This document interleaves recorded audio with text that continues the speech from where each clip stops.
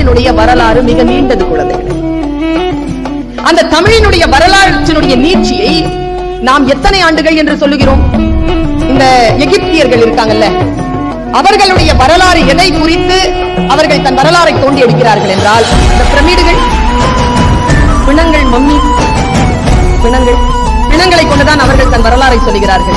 தமிழர்கள் எதை வைத்து வரலாறு சொல்லுகிறோம் தெரியுமா? அவர்களுடைய வரலாறு 5000 6000 என்று சொல்லுகிறார்கள். நம் வரலாறு எப்படிப்பட்டது தெரியுமா? நமக்கு பிணங்கள் எல்லாம் நம் இடத்தில் கிடையாது, எரிச்சிடுறோம். புதைச்சா கூட அதுக்கு மேல இன்னொன்னு போட்டுருவோம். நம்மிடத்தில் எந்த கட்டடங்களும் இல்லை, எந்த ராஜாங்கத்தினுடைய எந்த ராஜாவினுடைய எந்த வரலாறும் நம்மிடத்தில் இல்லை.